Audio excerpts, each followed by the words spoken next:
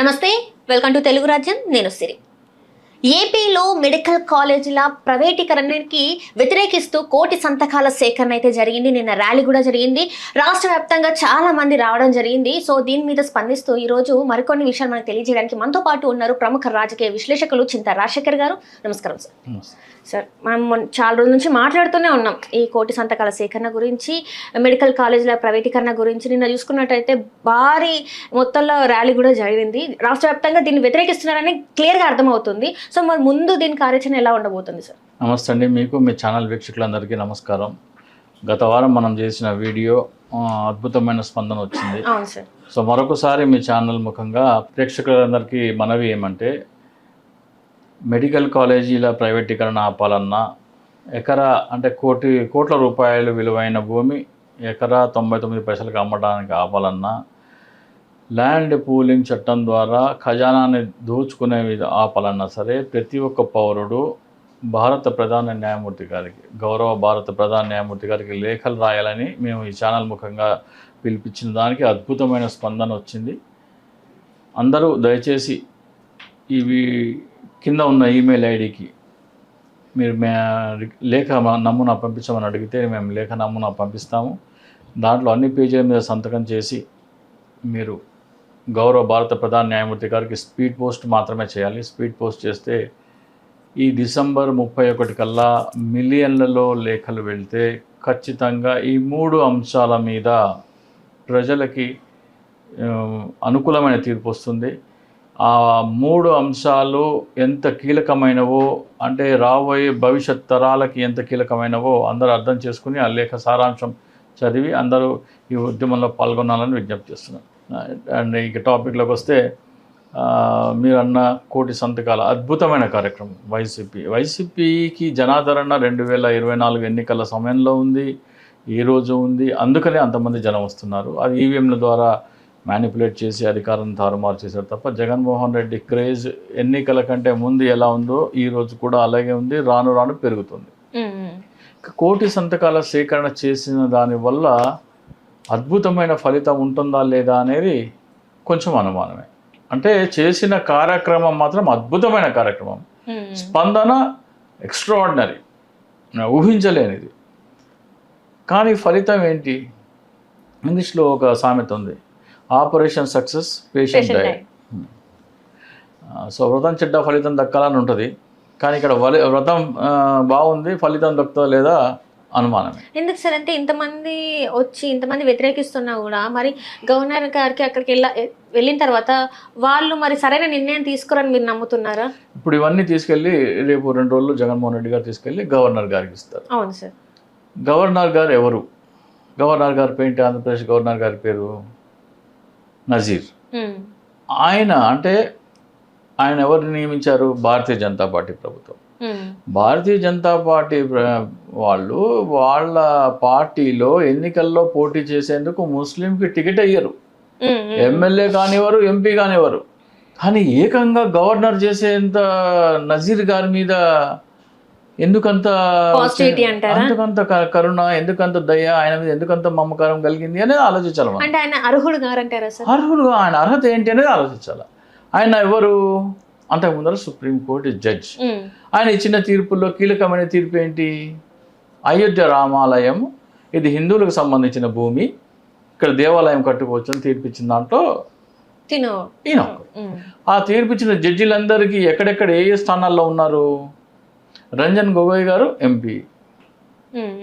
అట్లా ఒక్కొక్కరికి మంచి మంచి పదవులు దక్కినాయి. 5 సభ్యులు బెంచ్ అది, 5 వచ్చినాయి. అందులో ఉన్న నజీర్ గారు ఎట్లా గవర్నర్ అయ్యారు? బీజేపీ కరుణా కటాక్షాలతో గవర్నర్ అయ్యారు. ఇప్పుడు ఆంధ్రప్రదేశ్లో మెడికల్ కాలేజీలకు సంబంధించిన మంత్రి ఎవరు? సత్యప్రసాద్ అనుకుంటా. అవును సార్, సత్యప్రసాద్. బీజేపీ. ఇక్కడ ధర్మవరం నుంచి పోటీ చేశారు. కేతిరెడ్డి గారి మీద గెలిచారు ఆయన. కేతిరెడ్డి గారు ఇంటింటికి వెళ్ళి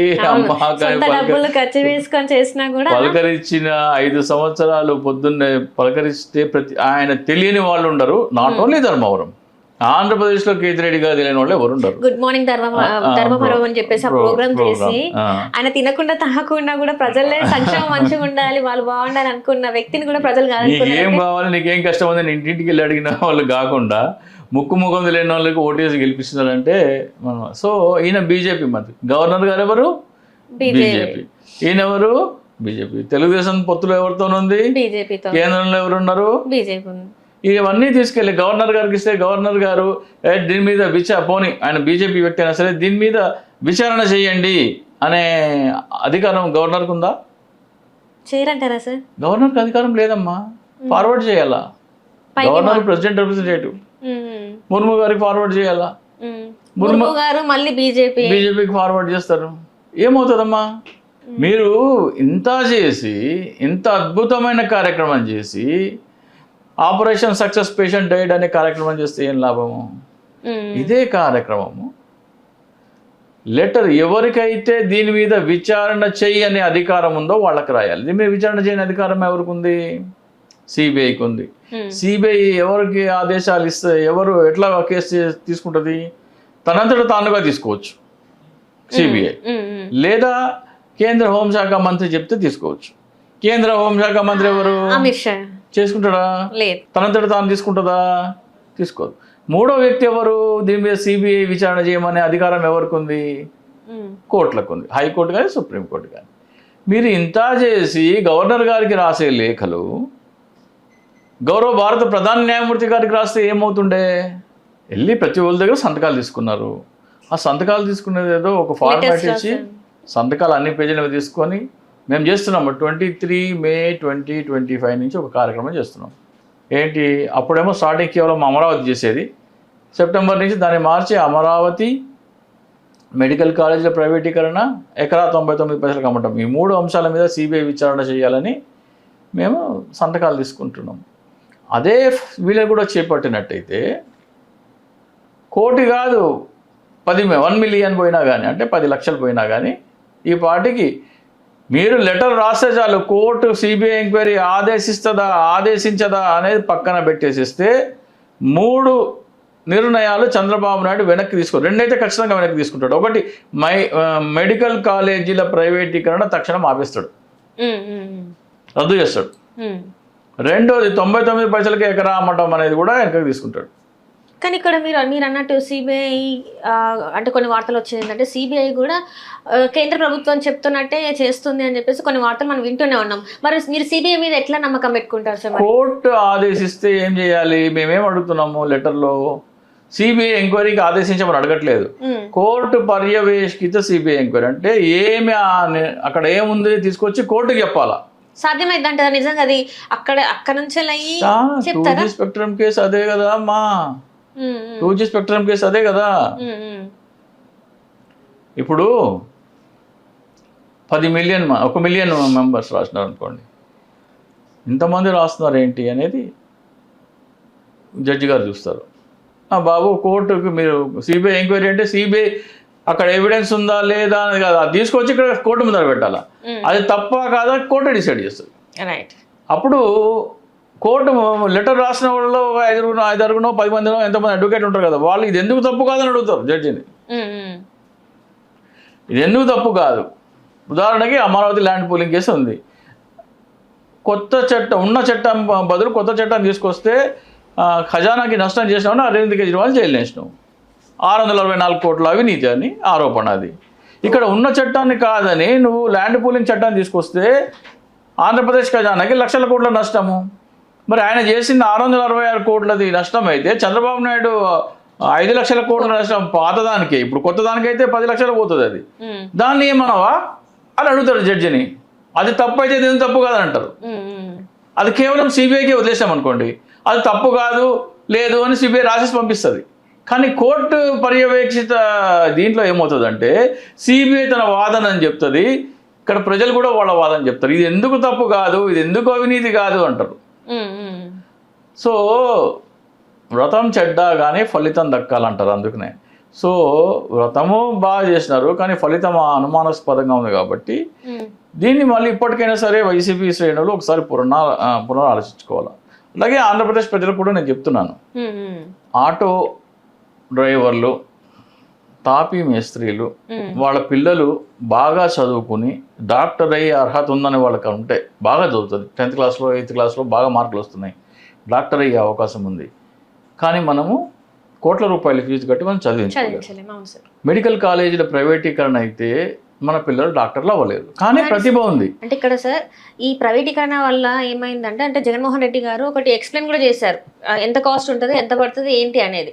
ఈ ప్రైవేటీకరణ వల్ల సామాన్యుడు అంటే middle class, below middle class, పోనీ అప్పర్ మిడిల్ క్లాస్ అయినా చదువుకుంటారని చదువుకునే పరిస్థితులు లేవు, ఎందుకంటే కాస్ట్ అంత పెరిగిపోతుంది అని చెప్పేసి చెప్తున్నారు. ప్రైవేట్ మెడికల్ కాలేజీలో మీరు మెడిసిన్ చదవాలంటే 2 కోట్లు 3 కోట్లు కావాలి. ఇవన్నీ ప్రైవేటైజ్ చేస్తే మీరు డాక్టర్ అవ్వాలంటే 2-3 కోట్లు ఫీజు కట్టుకోవాలా, డొనేషన్ కట్టుకోవాలా. అదే గవర్నమెంట్ కాలేజ్ అనుకోండి 2 లక్షల్లో అయిపోతుంది. మీకు సీట్ వచ్చిందంటే మీ దగ్గర డబ్బు లేకపోయినా ఇదిగోమ్మ అని ఇచ్చేవాళ్ళు బోర్డు మంది ఉంటారు. మీ దగ్గర టాలెంట్ ఉందంటే గవర్నమెంట్ కడుతుంది. మీ దగ్గర డబ్బులు లేదనుకోండి, వైట్ కార్డు ఉందనుకోండి, గవర్నమెంట్కి అప్లై పెట్టి నా దగ్గర ఇంత ర్యాంక్ వచ్చింది, నా దగ్గర చదువుకోవడానికి స్తోమత లేదంటే ఫీజు గవర్నమెంట్ కట్టేస్తుంది. సో మీరు ఏంటంటే డబ్బున్నోళ్ళే డాక్టర్లు కావాలి, మళ్ళీ వాళ్ళే సంపాదించుకోవాలి. తక్కువ వాళ్ళు డబ్బులు ఖర్చు పెట్టుకొని డాక్టర్ అయినవాడు మరి వైద్యం అంటే చేస్తాడు, ఫ్రీగా చేస్తాడా? వాడు డబ్బులు సంపాదించుకోవడానికే చేస్తాడు.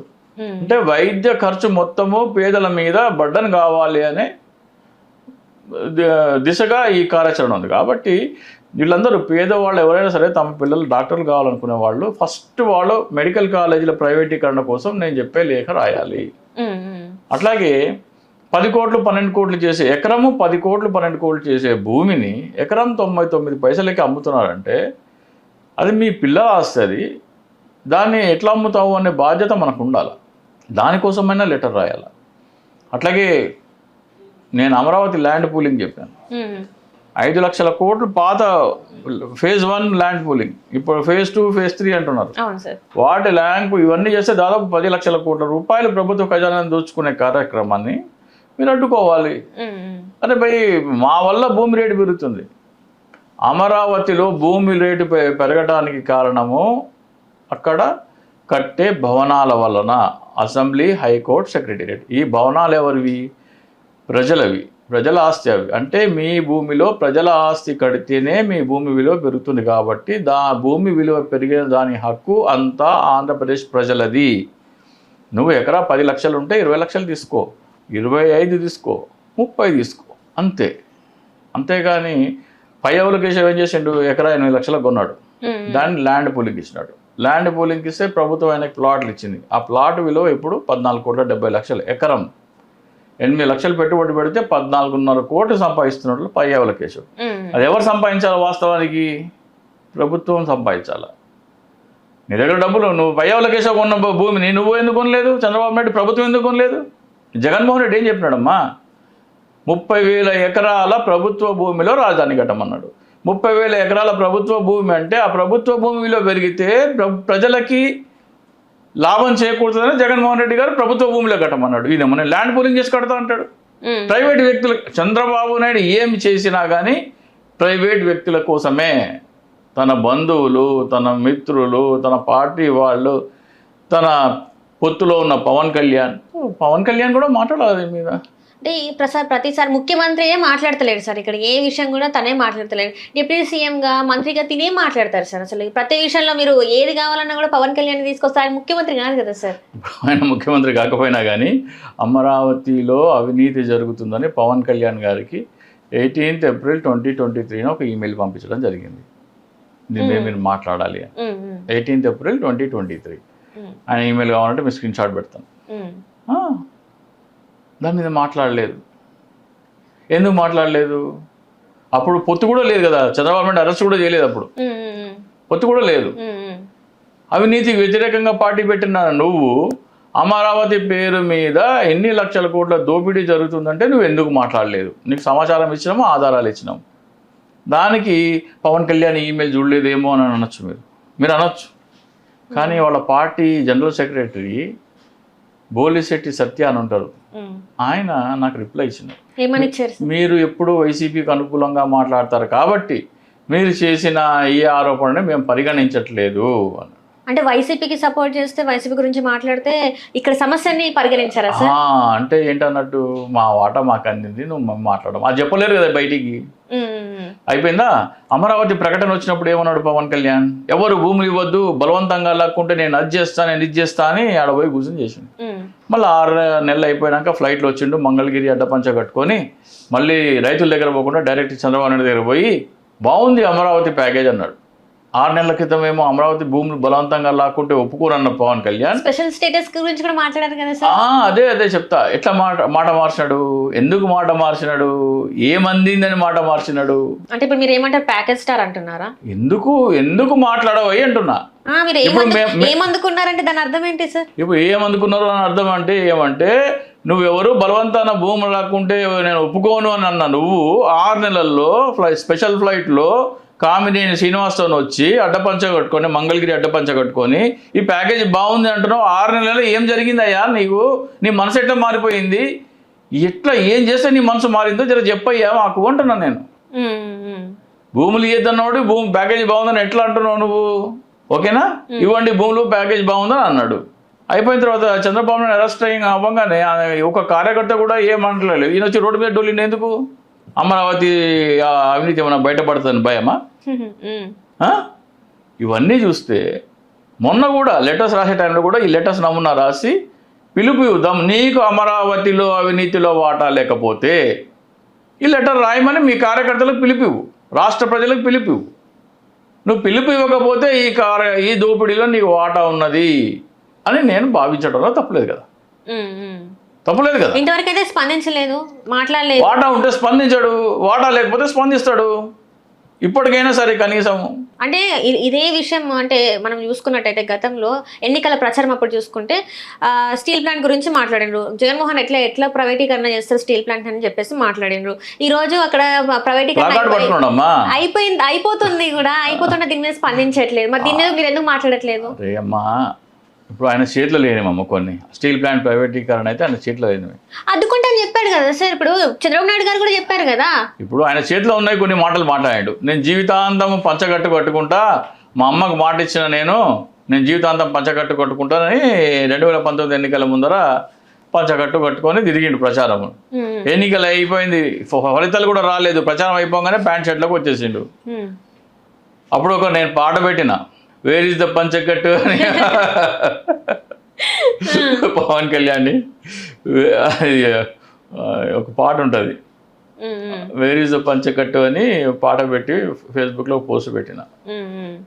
సో ఆ మాట పవన్ కళ్యాణ్ అన్న మాట ఏది, నేను జీవితాంతం పంచకట్టుకుంటానన్నమాట, ఆ video continuation with where is the పంచకట్టు, వేర్ ఈజ్ ద ఇది ఒక పాట ఉంటుంది. సో ఆయన ప్రజలని పిచ్చోడని చేస్తాడు. కాపుల ఓట్లు వేయించుకొని వేరే పార్టీలకు అమ్మేందుకే వీళ్ళు పార్టీలు పెట్టిన అన్నదమ్ములు ఇద్దరు. కేవలం రెచ్చగొట్టి మా అమ్మని తిట్టిండు అని రెచ్చగొట్టి, మా కులాన్ని తిట్టిండు అని రెచ్చగొట్టి, నాకు ఓట్లే అని చెప్పి ఆ ఓట్లని తీసుకుపోయి చంద్రబాబు నాయుడుకి అమ్మాలా. ఆయనేమో ఓట్లు వేయించుకొని, సోనియా గాంధీకి అమ్మిండు, ఈయనేమో ఓట్లు వేయించుకొని చంద్రబాబు నాయుడుకి అమ్ముతున్నాడు. ఇది కాపులకు అర్థమైతే లేదు. ఇంతకుముందు కూడా మరి బాలకృష్ణ గారు కూడా కొంచెం అటు ఇటుగా మాట్లాడింది కదా. అవన్నీ ప్లాన్ అమ్మా, మ్యాచ్ ఫిక్సింగ్. అది పిచ్చోళ్ళకి కాపులకు అర్థమైతే లేదు. కాపులందరూ ఆ రోజున ముద్రగడ పద్మనాభం అనుకున్నారు. ముద్రగడ పద్మనాభం కాపు రిజర్వేషన్ పోవడంలో అందరూ ఆయన అనుకున్నారు. పవన్ కళ్యాణ్ వెనక ఎవరు రావట్లేదు. పవన్ కళ్యాణ్ వెనకాల రావాలంటే ఏం చేయాలి? కాపులను రెచ్చగొట్టాలి. కాపులను రెచ్చగొట్టి ఏం చేయాలా? అలాగా జనం శంకర జాతీయం అని బాలకృష్ణ అంటే కాపులందరూ మా కులం అంటావా అని పవన్ కళ్యాణ్ వెనక వస్తారు. మా బ్లడ్ వేరు, మా బ్రీడ్ వేరు అంటే మా బ్లడ్ మంచిది, మీ వేస్ట్ మా బ్రీడ్ మంచిది అంటే కమ్మల బ్రీడ్ మంచిది, కాపుల బ్రీడ్ వేస్ట్ అని అంటే అందరూ పవన్ కళ్యాణ్ ఓటు వేయాల. చిరంజీవికి పనికిరాడు రాజకీయాలుగా అంటే అందరు వెళ్ళి పవన్ కళ్యాణ్ ఓటు వేయాలి. ఇవన్నీ ఇద్దరు కూడబొలుకొని చేసి ఇచ్చుకున్న ప్రకటనలు. కాపుల మనోభావాలు రెచ్చగొట్టి ఓట్లు వేయించుకొని ఓట్లు తీల్చి మళ్ళీ చంద్రబాబు నాయుడు అధికారంలోకి రావడం కోసం ఇది ఇద్దరు. ఎందుకంటే మీరు ఎట్లా చెప్తారు, అట్ట చెప్తారు అని. మీ అమ్మని తిట్టించినోడు నేను భూస్థాపితం చేస్తా అన్నావు కదా, అంత బాధ ఉంది కదా, ఫిల్మ్ ఛాంబర్లోకి పోయి చిందులేసినావు కదా. ఎన్నికలు అయిపోయినాయి అమ్మ. ఎన్నికలు అయిపోయిన తర్వాత నెల రోజులకే కృష్ణానదికి వరద వచ్చింది. కృష్ణానది వరద వస్తే చంద్రబాబు ఇంట్లోకి నీళ్ళు పోయినాయి. అప్పుడు పవన్ కళ్యాణ్ ఏమంటాడు తెలుసా, కావాలి జగన్మోహన్ రెడ్డి ఒక మాజీ ముఖ్యమంత్రి ఇంట్లోకి వరద నీళ్ళు పోతే నువ్వేం చేస్తున్నావు జగన్ అన్నావు. అరే నిన్నటిదాకా మా అమ్మని తిట్టింది అన్నావు, నా కులాన్ని తిట్టిన అన్నావు, వాళ్ళ ఇంట్లోకి నీళ్ళు పోతే ఏమి, వాళ్ళ ఇల్లు మునిగితే నీకేమి, నెల రోజులు కాలేదు ఎన్నికలయ్యి, వాళ్ళ ఇంట్లో నీళ్ళు పోతే ఆయన తట్టుకోలేకపోతున్నాడు. భవన నిర్మాణ కార్మికుల సభ పెట్టినాడు 100 రోజుల తర్వాత, 100 రోజులు కాకముందరే అనుకుంటా, 100 రోజులకు. అది కూడా ఇటు పక్కన అచ్చెన్నాయుడు, ఇటు పక్కన అయ్యన్న పాత్రుడు, ఇద్దరు మళ్ళీ టీడీపీ వాళ్ళే. అంటే మీరు ఎంత డ్రామాలు ఆడినో అర్థం చేసుకోమంటున్నా ప్రజలకి. ఇదంతా అసలు ఎందుకు గ్రహిస్తలేరు ప్రజలు అంటారు సార్, అసలు ఎందుకు, ఏంటి వాళ్ళ ప్రాబ్లం ఏంది? కుల పిచ్చి ఒకటమ్మా. అట్లాగే సినిమా వాళ్ళు ఏం చేస్తారంటే, ఇప్పుడు సినిమా వాడు ఒక డైలాగ్ చెప్తే ఆ డైలాగ్ ఆ క్యారెక్టర్ చెప్తుందని అర్థం కావట్లేదు. ఒక గుద్దుతో 100 మంది గాల్లోకి లేస్తే అది గ్రాఫిక్స్, అది అబద్ధం అని వీళ్ళకి అంటే నిజంగా పవన్ కళ్యాణ్ గుద్దితే 100 మంది గాల్లో లేస్తారు అనుకుంటారు. అంత పిచ్చోళ్ళు వీళ్ళు. ఆ క్యారెక్టరు ఆ సినిమాల డైలాగులు చెప్తా ఉంటారు ఏమన్నా అయితే, అరే అది కల్పితం రా బాబు, అది అబద్ధం, అది కల్పిత. దీంట్లో ఈ అభిమానులు బతుకుతూ ఉంటారు. అభిమానులు ఇంత అభిమానం చూస్తుంటే నిజంగా మాకు అన్ని పవర్స్ ఉన్నాయేమో అని వీళ్ళు అనుకుంటారు. నేను బాలకృష్ణ డైలాగులు చూసి అట్నే ఉంది. ఎక్కడ మీరు అక్కడ టూలా అంటున్నారా, లేకపోతే బయట మాట్లాడింది అంటున్నారా? బయట మాట్లాడిందే మాకు ఇన్ని పవర్స్ ఉంది, మాకు ఇంత శక్తి. ఎవరు నువ్వు, ఎవరు మీ సినిమా నటులు, ఎవరు ఆఫ్టర్ ఆల్ గాళ్ళు? మగానికి రంగులు వేసుకొని గంతులు వేసి కల్పిత కథకి కట్టు కథకి మీరు చేసే నటన ఒక అబద్ధం చూపించి అది నిజమని అభిమానులు భ్రమలో ఉంటే, ఆ అభిమానులు దానిని నమ్ముతున్నారు కాబట్టి నిజమని మీరు కూడా భ్రమలో ఉంటే అది మానసిక రోగం. అభిమానులు మానసిక రోగులు అయితే మీరు మహామానసిక రోగులు. మీరు ఆఫ్టర్ ఆల్ గాళ్ళు దేశ జీడిపిని నాశనం చేస్తున్నారు మీరు. ఒక్క నిమిషం సార్, ఇక్కడ మీరు ఈ మాట మరి వెనక్కి తీసుకోవాలి. ఎందుకంటే మొహానికి రంగేసుకునే అంటే మీరు తమిళనాడులో చూసుకున్నా, మన ఎన్టీఆర్ గారిని చూసుకున్నా, ఎంతమంది మొహానికి రంగేసుకున్న వాళ్ళు రాజకీయ నాయకులు రాష్ట్రాలు నిలలేదు సార్. మీరు ఆ మాట ఎట్లా అంటారు సార్? మొహానికి రంగులు వేసుకున్నారంటే ఆ భ్రమల్లో బతుకుతున్నారు. మీరు వాస్తవాల్లో వాస్తవ రూపంలోకి వస్తే మీరు ఏంటండి? మీరు ఈ మాట వెనక్కి తీసుకోవాలి. అస్సలు తీసుకోను. దేశ జీడిపిని నాశనం చేసింది సినిమా టీవీ ఇండస్ట్రీ, మైక్రో ఇండస్ట్రీని, టీవీ సీరియల్ నాశనం చేస్తే కుటీర పరిశ్రమలన్నీ ఏమైపోయినాయి అమ్మా? ఎక్కడ చేస్తున్నారు? ఇంతకుముందు భర్త పనికి వెళ్ళిపోగానే భార్యలందరూ ఇంట్లో కుటీర పరిశ్రమ చేసి ఒక పని చేసుకునేవాళ్ళు, బొమ్మలు చేయటమో, బుట్టలటమో, లేకపోతే బీడీలు చుట్టడమో ఏదో ఒకటి చేసేవాళ్ళు. సీరియల్ వచ్చిన తర్వాత ఎవరేం పని చేస్తున్నారమ్మా? కుటీర పరిశ్రమ నాశనం చేసింది. ఎవరు ఇంట్లో వంటలు చేసేవారు? అన్ని కర్రీ పాయింట్లకి తెచ్చుకుంటున్నారు ఇవాళ టీవీ సీరియల్ చూసుకుంటా.